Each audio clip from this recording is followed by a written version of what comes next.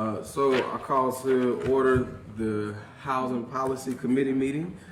Today is Tuesday, September 19th. It is currently 3:37 p.m. I'll open us up with the invocation, and then we'll go ahead and get started. Please bow your heads. Father God, we just come before you today, just thanking you for this day, this time that we have. We thank you for our speaker, the person that's bringing to the presentation to us, Ms. Lala Hackett. I thank you, Father God, that the information that she brings towards this committee is something that is beneficial to each person that needs it. I just thank you that it's something that, we can learn from, but then we can also use as a resource and as a tool to help improve the lives of those who need it. And so, God, we just, again, thank you for this day, this time, and just ask that you would just lead us and guide us into all truth and all wisdom. In Jesus' name we pray. Amen. Amen. So, Councilor Quinn, before you have the minutes, have you had a chance to review them? Yes, I have, and I motion that we approve the minutes. All right, I second that. And those minutes are approved and passed. And we will move forward to our presentation. So Ms. Lala Hackett, here with us today from the Fair Housing Center of Northern Alabama. Is here to give us a presentation and tell us about, what you all do over at the Fair Housing Center of Northern Alabama, and how can this committee and as well as the rest of the council partner with you all to get some of this information out. Well, thank you so much for the invitation to speak with you today and to talk about fair housing, something that I'm quite devoted to, something that I love very dearly. And having been a victim of housing discrimination, I know how victims feel. Mm-hmm. So I'm very passionate about what we do. To just give you a little bit of a history of fair housing, we actually opened in 1993 as a result of a housing discrimination study that HUD and the Urban Institute did back in the late 1980s. And as a result, there was an interest group formed, and from this interest group developed a board of directors. Mm. And the board of directors, I think, functioned for maybe 2 or 3 years, and then decided it was actually time to open a center. So they applied for some assistance from the National Fair Housing Alliance, which is the national organization that represents fair housing centers across the country. They applied for a small grant from HUD to open us, which was our seed money, and that was in 1993. Mm-hmm. And we opened June 3rd, 1993. And I was fortunate enough to be selected as their director, and I've been there ever since. So I've been truly devoted to what I do and how we help citizens. Again, we are a private nonprofit agency, 501c3, and most of our funds over the years have come from the Department of Housing and Urban Development through the Fair Housing Initiatives Program. And this is a government-sponsored program that's directly developed to support fair housing centers across the country. It's a competitive program, so you always have to submit applications. We used to have to do it yearly. Now it's an every 3-year process.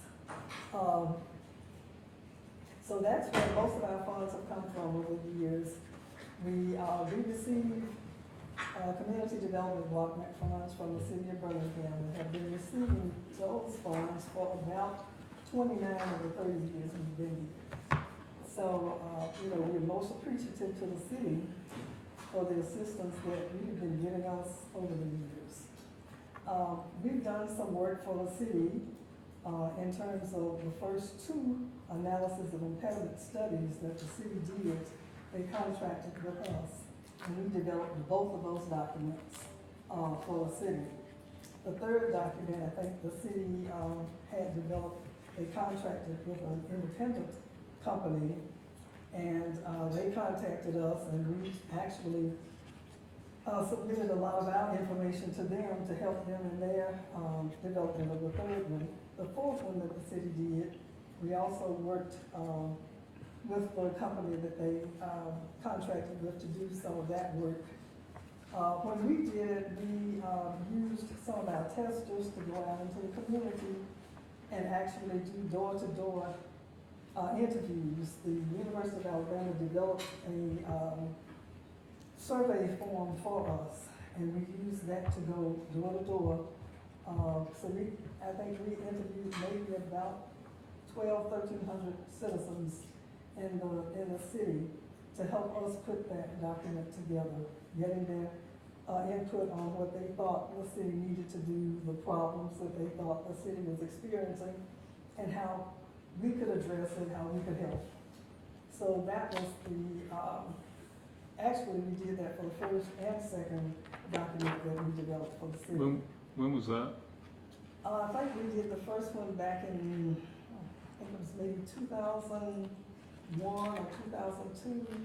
Then we did another one about 3 or 4 years later. And since that, they've done 2 more, and both of those have been contracted out. Do you know when the most recent analysis of impediments was I think the performed? most recent, this is 23, I think the most recent one was maybe in 20 or 21. It has not been long. And was that spearheaded by the Department of Community Development? Yes. And that's a document that the city is required to do as a part of your obligations to affirmatively favor fair housing. So all across the country, cities and counties and states develop an analysis of impediments to fair housing. I'm sorry, you're asking questions that I'm interested in. I mean, I'm asking questions. Your state's talking about stuff that I know very little about, but am curious about. So, the affirmatively furthering fair housing, that's a federal policy that, to my understanding, has been under review. And has there been any update on that in recent months? The last I heard that it was still being tweaked, yeah. But it's something that could potentially have a lot of impact, on, a lot of cities, but something that we need to be aware of here in Birmingham too. Definitely, and when they complete the revision of that document, the city will receive instructions as to how to put that document together again. Because the first instructions were not specific enough, cities and counties and states were some just put enough together to say that they were doing something. Some really did a very intensive study of what was going on in that city. And I commend Birmingham because we knew that we couldn't just give you anything, so we had to make sure that the document was something that HUD would actually approve and accept. And so the first 2 documents we did, we were very proud of them. They were probably about that thick. And we do have copies of them. I was looking at one the other day, because we generally try to keep copies of the kind of work that we do. So if you'd like to ever see one, I'm sure you probably have copies here at the city, but if you'd ever like to see one, please just let me know and I will bring it over so you can see it. If you have an executive summary, we might take a look at that. Yeah, there is a summary in the back of the documents. Okay. And we were actually really proud of the work that we did because the next 2 that the city contracted for, they used basically the same impediments that we had listed initially. One group did, I think they added a couple, but for the most part, what you see in our first 2 documents will be the same impediments that the city is still experiencing that were included in the 3rd and 4th documents. So we think we did a pretty thorough job because we actually, as I said, we went out into the community and knocked on doors. And we selected different communities around the city so it wouldn't all come from one area. and we used those to put that document together, so we thought it was quite representative of, you know, what the citizens felt, not just what we felt at the Fair Housing Center, but what the citizens of Birmingham felt.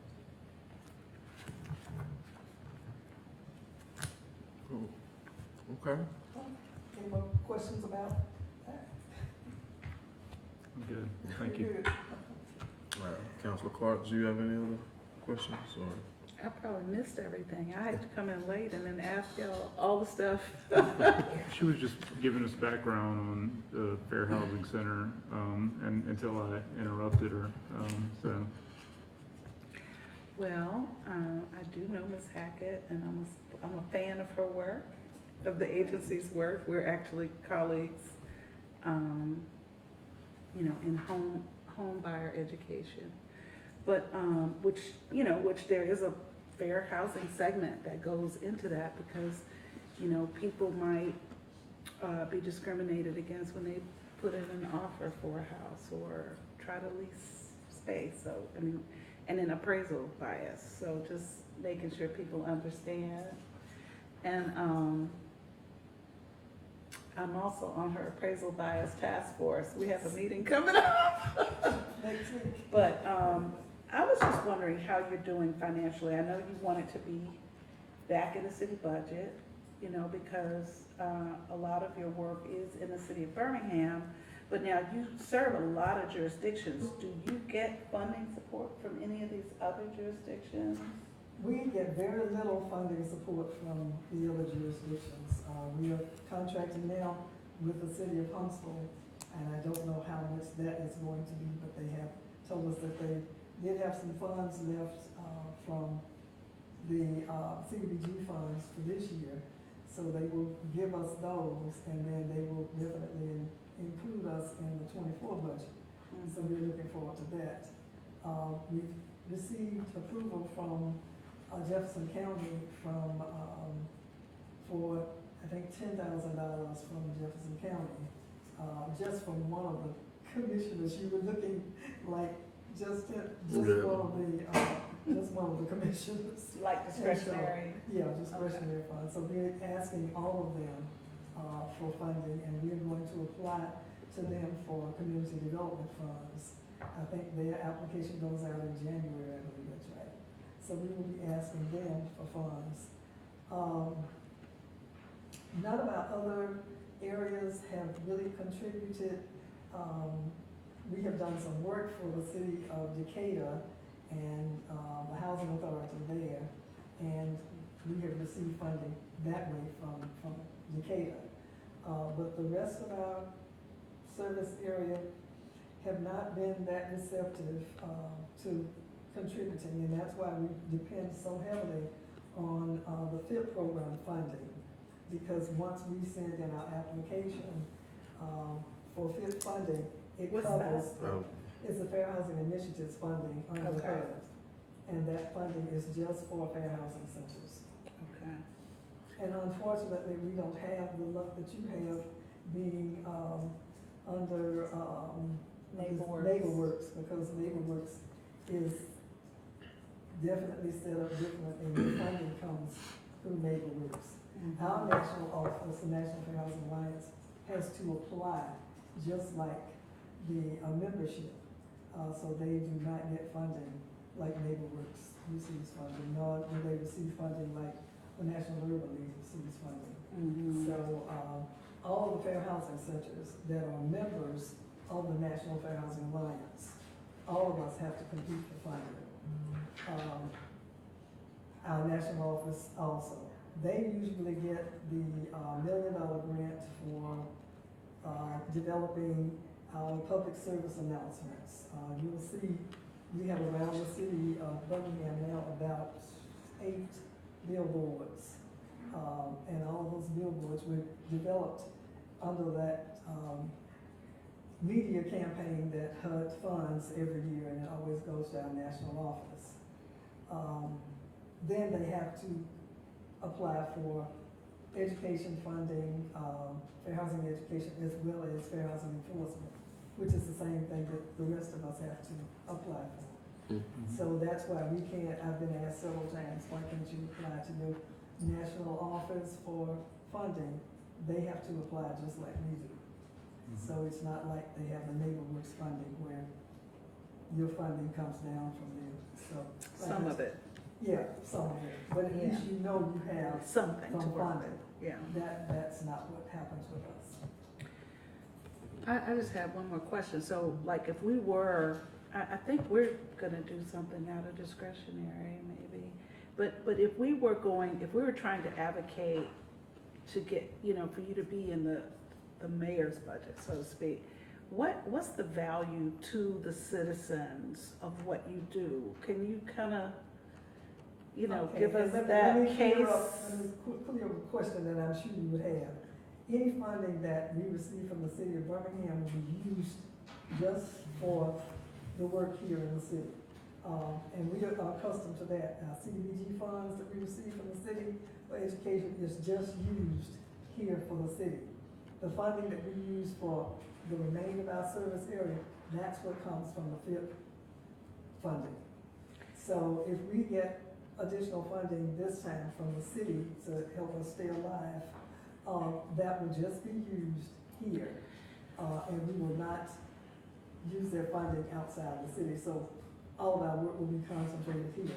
We do have a couple of cases, well, a few cases open that are in other areas. We will complete those, but because we can't leave people just hanging, so we will complete those cases that are already open. But in terms of accepting new cases from Tuscaloosa or Anniston or Gaston or any of those areas, we would not do that until we have secured funding either from those areas or we have our FIP funding back. Gotcha. So, you don't have to be concerned about us taking Birmingham's money and using it to resolve situations in other areas, because we definitely could not do that. No, we're not worried about that. We'll make sure we get those dollars used here. But no, she was asking about the value add for. Yeah, how would we articulate, say to our constituents, why it's so important to have Well, first of all, your office functioning, existing and functioning in our community? It's just existing, because I did have to let my staff go. When I was talking with you the last time, Everybody, Okay. just two of us, me and Jay. Everybody else. when do they leave? On the 8th, was that last day? Friday before last. Okay. Yeah. But no, just the value add to constituents so that, we would be able, Sure. what you said. We think that we have a program that, there is no program here in the city other than ours that supports their housing. When people are discriminated against, the only place they can come to us only place they can go is to come to us. Probably 97% of our clients would not be able to afford a private attorney. We do have 2 or 3 attorneys here in the city who have some fair housing experience, and they will accept cases. But if they come from us, if we refer them, they take them on contingency. If they go on their own, they have to pay. So that's number one, in being able to afford to provide free services for people who are experiencing fair housing discrimination. It's traumatic enough to have to face that, than not to have somewhere to go where you can get some assistance from somebody who knows what they are doing to help. We work with anybody, the 7 protective classes, and I have them listed here on the sheet that HUD covers. We accept anybody under those 7 protective classes. That's race, color, religion, national origin, sex, familial status, and disability. And that could be anybody. I have been disabled as a result of a fall one morning. I was getting ready to go to a HUD meeting. And I started down the steps at my home, tripped on the steps, broke my left ankle, broke my right heel, and fractured my right ankle. So I was in cast and a wheelchair for about 14 weeks. So I can tell anybody, I've experienced what it feels like to be disabled. Not being able to go through your home because some of their doors are too narrow, not being able to use the facilities in the kitchen sometimes because handles are too high, you can't reach them. I had people laughing one day because I went to, if you remember when Provisions was in 5 Points West. That's been a long time. Yeah, that's been a long time. Very, it was And that downstairs. was, yeah. I was school shopping for my children, and so they pulled up to the curb, they helped me out into the wheelchair, we went in the store. You know, they had the big wide doors to go in. But once I got in there and started trying to go down the aisles to look at clothing, most of the time the aisles were not wide enough. And that's not fair housing, that's ADA. Those ADA regulations that the store was not complying with. And I asked to speak to the manager. And I told him, you know, I was trying to shop. And my wheelchair would not go down through the little aisles so I could see. And he apologized. He said, you know, nobody has ever brought this to our attention. And the next time I went back to Parisians in 5 Points West, they had moved the aisles. They had moved the, you know, the displays, and you could actually get a wheelchair down through there. And he sent me a note and said, thank you so much for bringing this to our attention, because otherwise someone could have filed an ADA complaint against them. Mhm. I didn't want the ADA complaint, I just wanted them to realize that, you know, there were people who wanted to shop at their store, but couldn't, it was not convenient.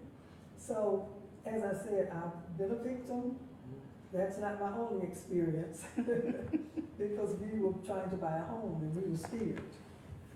So I know how that feels. So I can, as I said, I can identify with people who are facing housing discrimination. Anytime we receive a call from someone who's asking for a reasonable accommodation, simply sometimes grab bars, a ramp, these are simple things. Oftentimes management will say no.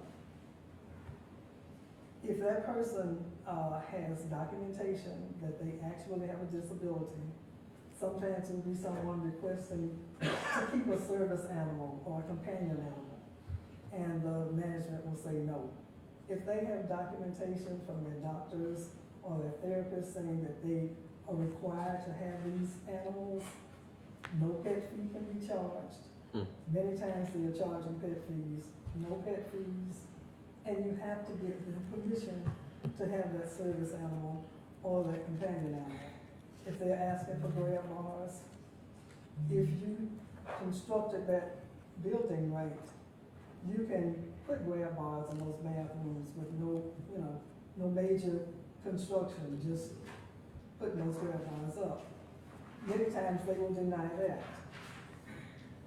We had a professor over at the university who had a stroke, and he was able to move around. He was in his wheelchair. He was still teaching his class on the UAB. But the HOA, Homeowners Association, had denied him permission to widen his driveway so he could get a van in the driveway and could have access to his home. They told him that that would destroy the view because he lived in a little cul-de-sac, beautiful community, and they denied him. He called us and told us what happened. We wrote them a letter, informed them that he was disabled. There was nothing that was going to, you know, destroy that community with him widening a driveway, because he had gotten an architect to come out to do the plans to make sure everything was in order.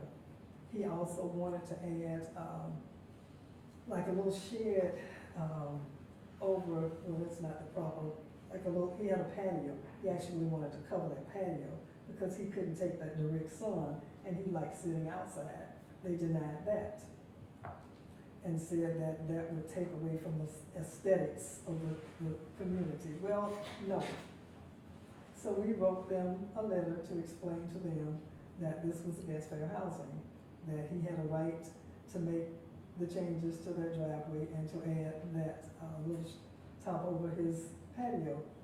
He had, you knew he was in a wheelchair, you know, so it wasn't like we didn't know he had a disability. But he had information from his doctor to say that he could not have the direct sunlight, which justified putting the top over the patio. And he needed that widened driveway to get his van up and be able to get in and out of the van. And they decided to argue with us, and we just took a picture of the law, mailed it to them, and the attorney for the HOA called us back and apologized and said, well, my staff did this, and they, you know, were not familiar with fair housing, so we will inform the HOA that he has to be granted permission. So, you know, these are some of the kinds of situations. Well, let me ask you this. Yeah. Let me ask you this. How many cases would you say that you all see each year? It varies every year. We might have 100, 125 cases. We might not have with 75 or 80 cases one year.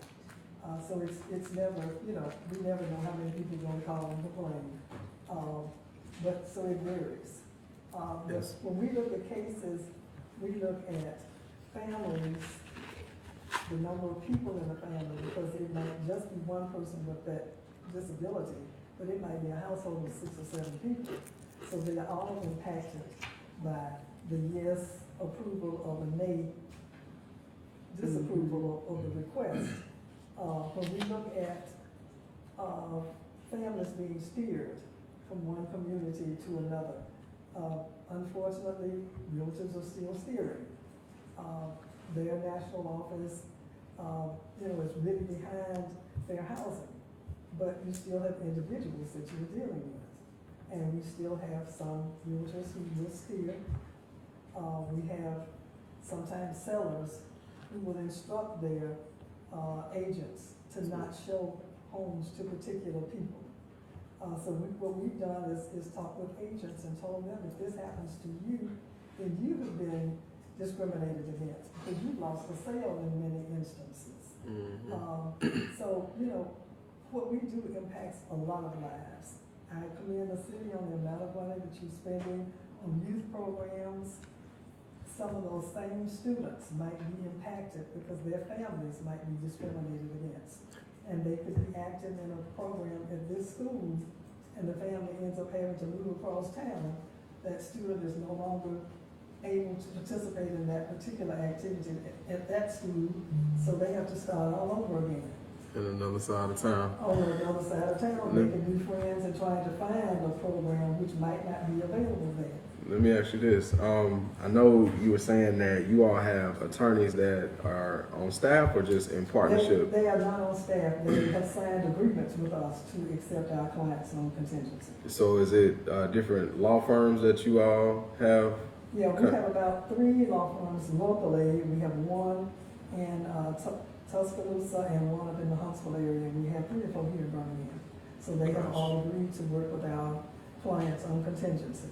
So they will accept our cases and they get paid when they win. So we laugh often because we know that they're going to work hard trying to make sure that they win their case because that's when they Get paid. get paid. Exactly. And then I guess annual budget, like how much would you, or what would you say the amount is?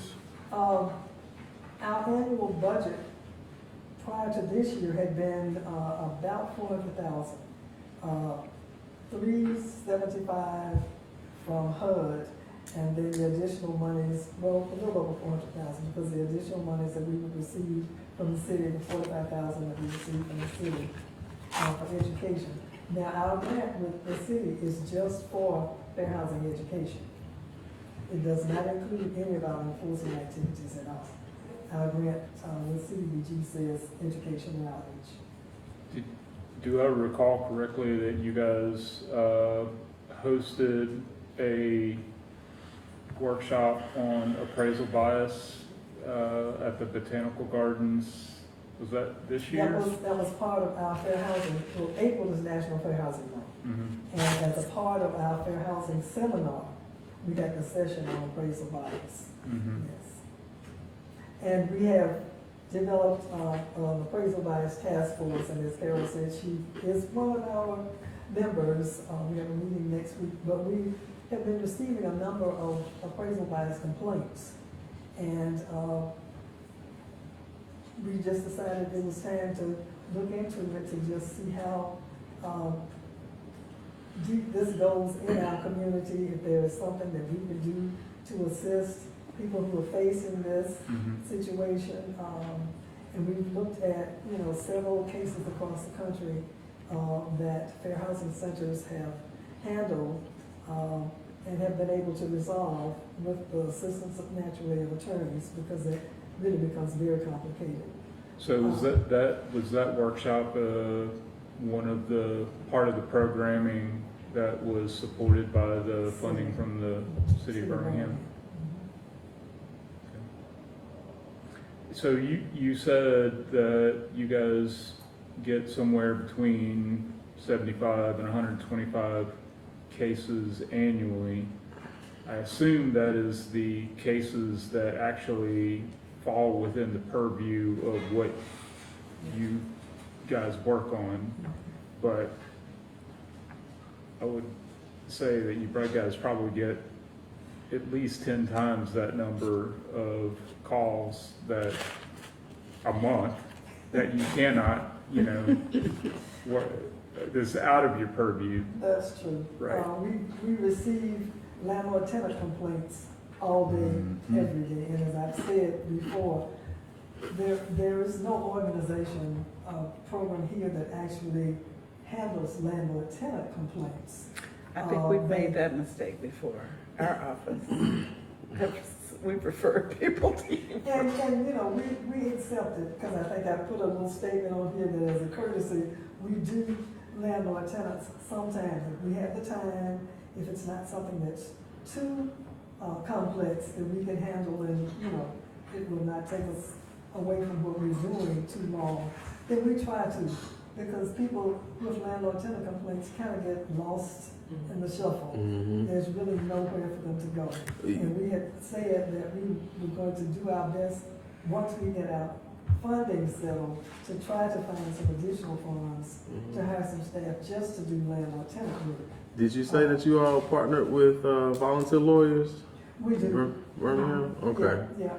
We Cause sent, I think we sent 3 people last week. yeah, because I know that they do some of that work Yeah, they do. with landlord tenants. Yeah. So, But for the most part, we don't have enough attorneys and volunteer lawyers to handle all of the cases, and we get them all day, because people think they have fair housing cases, and they aren't actually fair housing, they're landlord tenant cases. And so once we can show them the difference, because all they know is that, there is a problem with the landlord, and so they think it's a fair housing issue. So we have to take the time to try to explain to them the difference. And we actually did a renters workshop about 2 Saturdays ago with the city as a co-host out at the library, 5 Points West Library. And Alice Williams was the city's representative.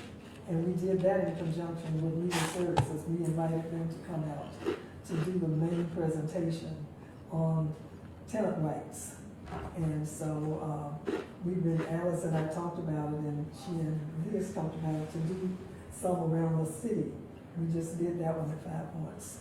And so we're going to try to do that around the city because we think renters need to know what their rights are. We try to do trainings with housing providers so that they will know what their rights are, as well as, the rights of the tenants. And if you look at Alabama landlord-tenant law, everything is geared toward the owner, not the tenant. So, it's very important for tenants to know their rights. well, I know you were about to I ask. was just gonna say something about, Excuse me. I noticed that, there was no reference to source of income, and I know that's something you've been interested in and working on from the city ordinance standpoint, but Do you think source of income discrimination will ever make it into the fair housing law? Because I do think some of this landlord-tenant dynamic is because the people have vouchers and they feel like they're not gonna go anywhere. So they push it as far as they can push it, you know, and I guess the authority that should be inspecting maybe isn't. And so, I mean, I hear that sometimes from Section 8 voucher holders who really don't want to lose their apartment. And so they're afraid that if they go hard on the landlord, they're going to be put out and retaliated against. Absolutely, And and so- there don't have very many options out there. Right. It's hard as hell to find a landlord that will work with you if you have a housing choice voucher in the first place. So it's almost discrimination in a Yes, way it is. against the voucher holder in a weird sort of way. It But- is, and there are some cities, and some states who actually have fair housing regulations or laws that include, source of income. For probably the first 10 or 12 years that we were here, we tried our best to work with the states, to get them to become a substantially equivalent state. That simply means that our state laws would be equivalent to those of the federal laws. And that has just not worked for the state of Alabama. HUD has tried. HUD Birmingham area office used to work with us trying to get the state to do something. HUD Washington even came down during that time to try to see if they could get the state to enact enough excuse me, regulations so they would be substantially equivalent. And they would have just not changed. So, you know, we have a problem trying to be able to include locally some of the regulations that we need because the state has them. Yeah. Well, I guess, Yes. I'm sorry, Good. I'm done.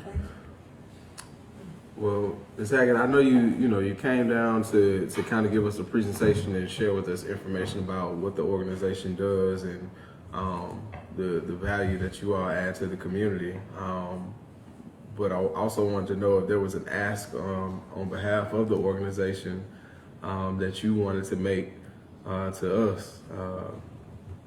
Well, definitely, we have asked the city, and we hope that the city will give us, we had asked for $200,000. This was to make sure that we can keep our doors open until we're able to apply for funds from HUD again. As I've said before, we never know when the NOFA, that's the Notice of Federal Application, will come. Last year, it opened in November. That's no guarantee that it's going to open in November this year. We never know until we receive information from HUD because they will normally send out to all agencies that are on their roster the NOFA, or at least the link to the NOFA so that you will know it's time to apply. And our national office also will notify us so we'll know when the NOFA is out. You usually, the amount of time that they give you to apply for it varies. Sometimes you'll have 45 days, sometimes you'll have 60 days. With each administration, it's different. The time that the NOFA comes out with each administration has been different. We used to receive it back in April, then they started sending it out in June or July, then they moved it to September. Now this last time it was in November. So as I said, we never know, but we'll just be prepared when it's out to make application. We have, in our 30 years, we have never been not funded when we have submitted an application for enforcement. Education is a little more competitive because they have a lot less in that funding budget. So they will usually not fund but about 40 education grants. So you have to have anywhere from 100 to 95 average point to receive education most of the time. But with the enforcement grants, if you get a 90 or 95, anywhere from 90 to 100, you're pretty much assured that you were going to get funded, and we have not, as I said, not received funding. Question. Sure. Under the city's consolidated plan for CDBG, is fair housing in northern Alabama, you know, do you guys qualify for some component of that, and have you guys, you know, been, you know, in that conversation? We have received, as I said, we have received community development block grant funds for 29 of the 30 years that we've been here. Mm-hmm. But it's just for the education piece? It's just for education. Okay. The only other funding we received was the funding that we received for the two AIs that we did. I think we received grants for $75,000 for those, but they were definitely in different years. Mm-hmm. Then we received funding for the CARES Act for COVID. We applied for, I think, $76,000, and we were approved for that, for COVID. Mm-hmm. And those are the only other grants that we received, other than when the city has given us some additional funds. We asked for some funds about 4 or 5 years ago, because the sequence of when we were going to be receiving our FIP funding and when our contract end was going to be about a 4-month period. Mm-hmm. And so we would not have had funding then. So we did ask the city for some, I guess we called it gap funding. And they did give us, I think, $75,000 for that. And it did take us over those 4 months when we were without funding from HUD because of the time period that HUD was going to be starting the grants.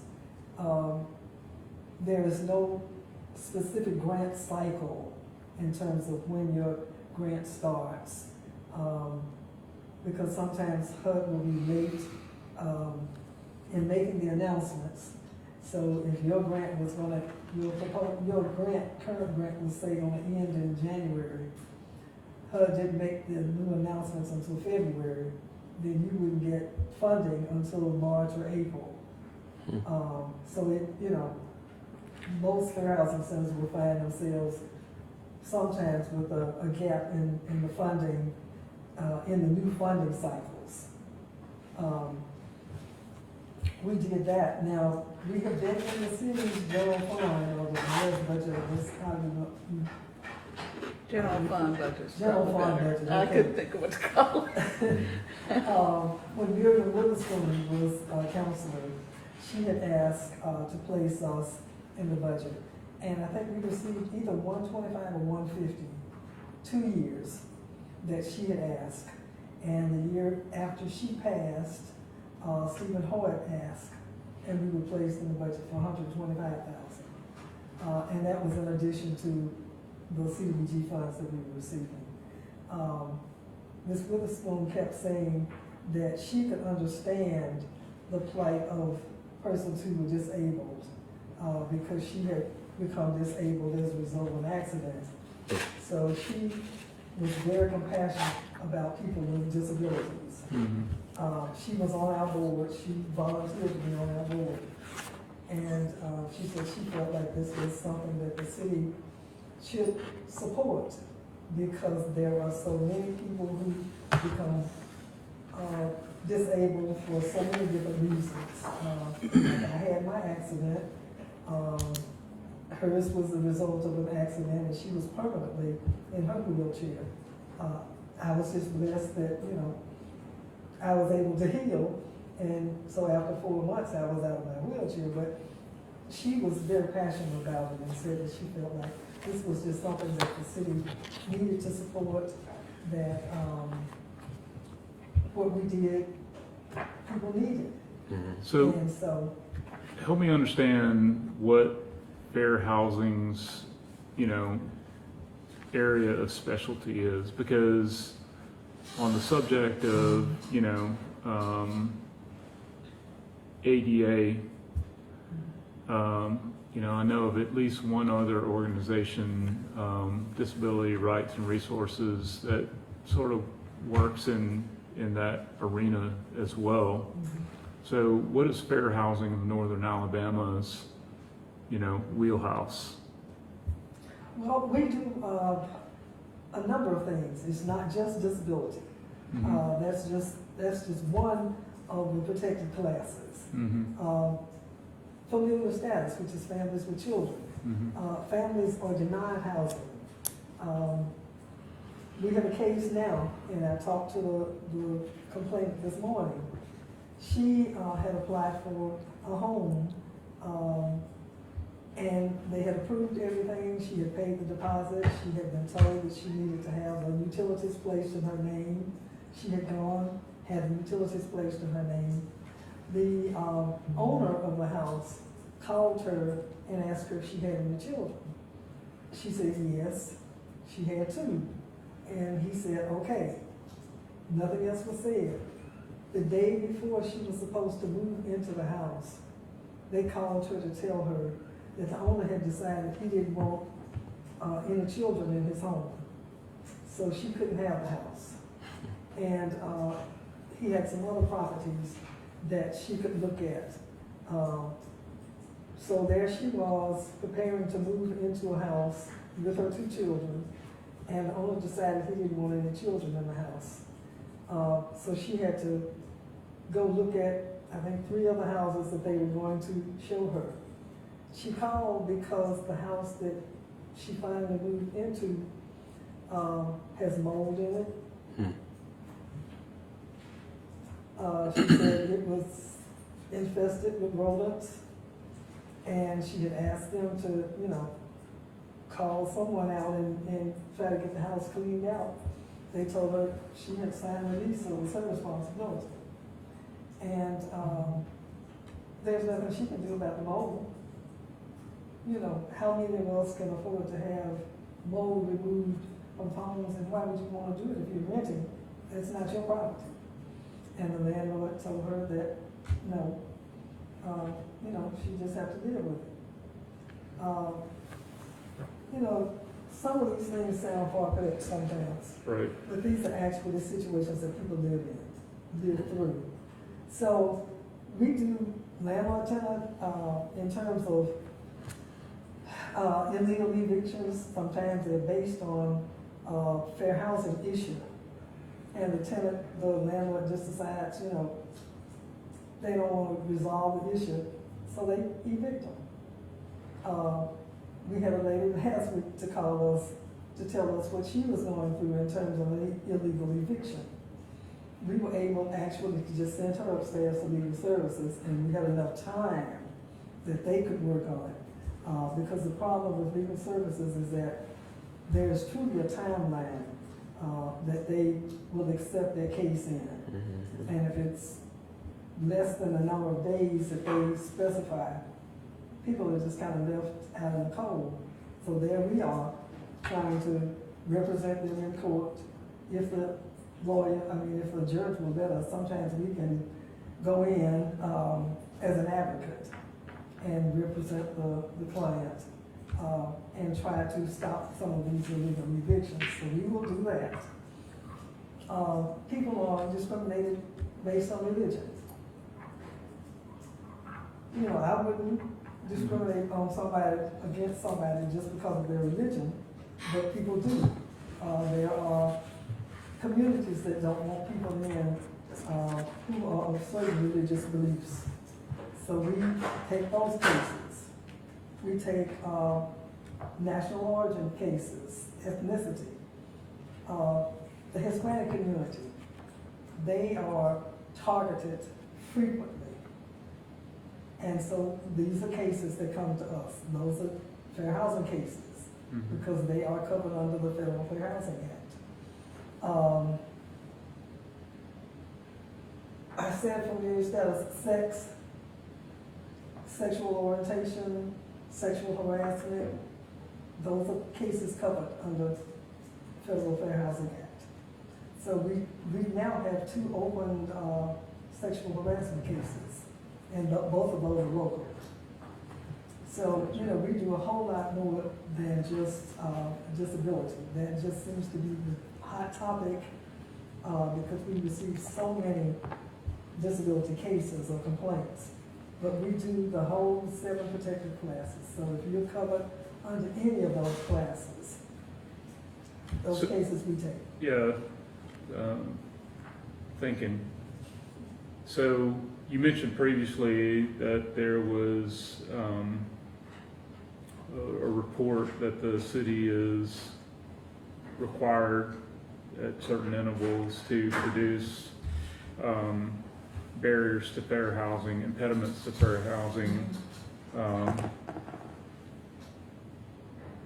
Apart from that, is fair housing in northern Alabama, and I know that you guys are sort of not in your typical circumstances at the moment, but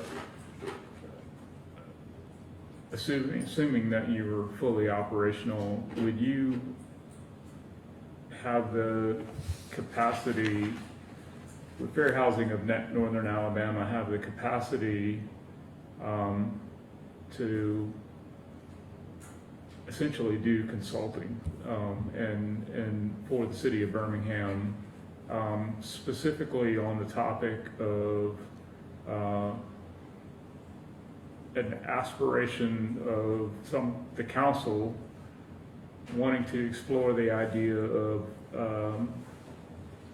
adopting a rental registration ordinance.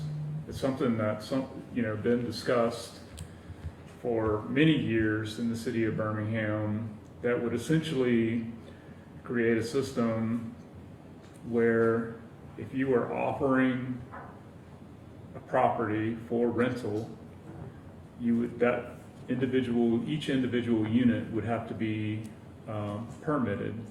And in order for that unit to be permitted for advertisement and a lease, there would have to be an inspection conducted to make sure that there's power, water, a roof, and that other factors like mold and other things, those types of conditions don't exist. Because what we have currently is that there are some landlords that have all of those things in some state of disrepair that are trying to lease those properties. And they're not fit for livestock to live in. So, and exploring the potential pathways to, the city providing support, would fair housing in northern Alabama to be able to bring, expertise to the table in a professional services type arrangement on those types of topics? I think so. We had talked about actually establishing a register, and I know that has to be maybe 15 or 20 years ago, because we knew that was needed. We have just not, as I said, had the funding to branch off and do a lot of these additional things that we have known for a long time needed to be done in order to make certain that people are living in safe and sanitary housing. Because we, as I said, with landlord-tenant issues, we get calls all day. And 2 staff persons went out, actually the last week that they were with us, they went out to look at a home where a woman had called. Well, she called on behalf of a Hispanic family. They were renting a house, sight unseen. When they got there, it was not livable. There were major holes in the floor, said that you could look through the ceiling and see the sky because there were holes just that large. There were some major problems in the bathroom floors because they had glided around the commode area, that kind of thing. So, we are quite aware that that's needed because that would eliminate a lot of the landlords had issues because people would actually be moving into habitable, housing and not moving into somewhere they think is habitable and get there and find out it's a different story. And once you sign that lease and give that landlord their money, it's just basically a lost cause. Right. And so the one who was calling on behalf of the Hispanic family said that they had reached out to the landlord and they had said they'd get back with them. And that was the only thing that the landlord had said, they'd get back with them. Which meant that nothing was going to be done. They were going to be, if they chose to live there, they would be living under those circumstances. So we would definitely like to, join you around the table to talk about that issue, to see exactly what we could do to help to put this together. And just to, add this too, I think that would be good because it'll put us in a proactive position to eliminate issues before they even become an issue. I think, right now you all are in a situation though where you need to be able to secure funding now because I guess from what you just shared with us today, it's a possibility where you all won't even be in existence if you aren't able to secure funding from the FIT, is it the FIT funding? Yeah. FIT funding. And so today you were asking about 200. Was that the number 200,000 from the city? 200,000 from the city. Okay. And I mean, Mr. Chairman, I would suggest that we, have some conversation with Dr. Thomas, okay. Along those lines, just to explore ideas. And or Chaz. Yeah. Why not both? Yeah. Why not both? Because I think we all believe that the information and the service that you all provide to our city is one that is definitely necessary, and it falls directly in line with what we're trying to accomplish and serving the people that we're advocating for. And so if there's a way for us to not only support you in continuing this work, but even reinforcing it so that we can do more, I think that this will be a great opportunity for us to kind of stand in the gap for you and your organization. So I think that's a great idea. And so I think that this is definitely, for me, eye-opening, just to be able to, again, learn about the different things and services that you all provide, and for other folks who may be listening and watching this to learn as well, so that they can take advantage of it. And so, I appreciate you coming here today and sitting down with us. Let me see. I had a couple of announcements that I wanted to read off, and then after that, we can adjourn. I know that the NARAB Black Empowerment event will be taking place at Miles College from Wednesday, November 8th to Saturday, November the 11th. It's a great event to discuss housing shortages and blight in the Black community. And most importantly, we'll be discussing how we can increase home ownership and complete communities. More details to come as we get closer to the event. And that's all I had. I thought I had more announcements than that. The next Housing Policy Committee will take place on Tuesday, October the 17th. Anybody that wants to present items for the agenda must be submitted by Wednesday, October the 11th by 4 p.m. to terry.chapman@birminghamal.gov. Is there a motion to adjourn? Motion to adjourn. Second. And we are adjourned. Thank you.